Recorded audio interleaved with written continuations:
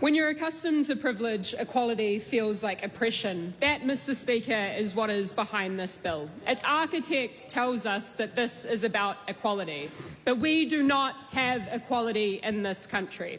Pick almost any statistic that you like.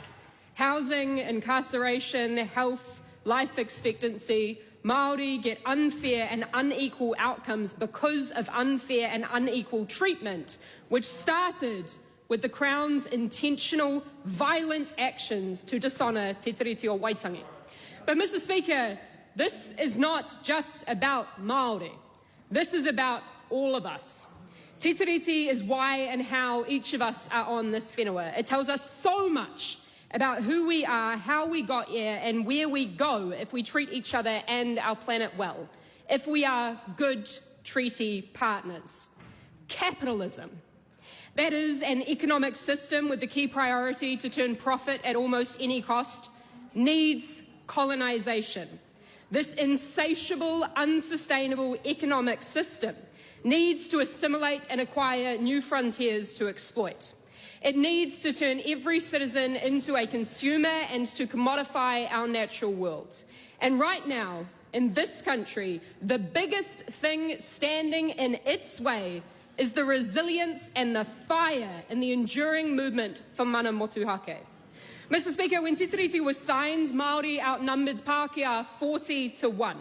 Can you imagine a small group of people coming to this country, signing an agreement to look after themselves in orderly cohabitation, then instead taking our land and our language?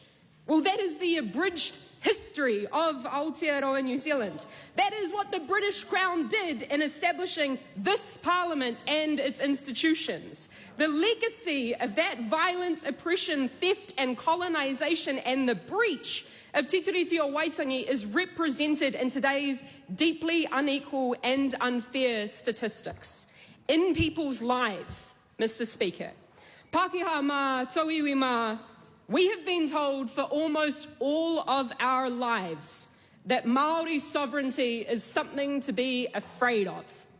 Who has been telling you that? Who benefits and who pays the price?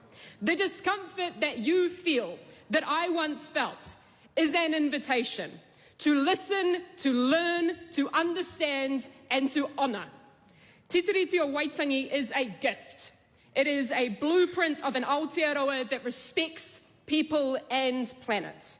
It is the antidote to the exhaustion and the disenfranchisement that I know profoundly is felt in communities across this country right now. Now, some politicians will tell you that we just need a clean slate to the past.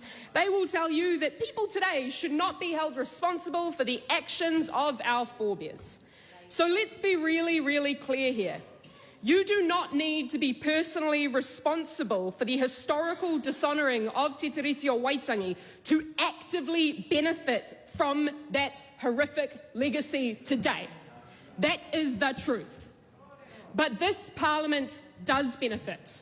All 123 members of this Parliament do benefit. The power in this place, in this Parliament, was built on a legacy of deceit, dehumanisation and domination. And today, all 123 members of Parliament will vote to either further entrench that utterly shameful legacy or to be honest and to do something about it. The Prime Minister has told us that there's nothing that he likes about this divisive bill. He's told us that the National Party don't support this bill. Mr. Speaker, any member of Parliament in this chamber right now can call for a personal vote on this bill to vote differently from their party, to put the country above partisan politics. A leader or a whip cannot stop MPs' constitutional right to vote how they know that they need to. Mr. Speaker, my question to MPs is, are you here to hold on to power at any cost, or are you here to do the right thing? Are you here to listen to your conscience, or are you here to give it all up on one of the most significant votes in this House in our lifetimes? Because if you wear the mask for a little while, it becomes your face. We are what we do. If you vote for this bill, this is who you are, and this is how you will be remembered. Toitu te tiriti.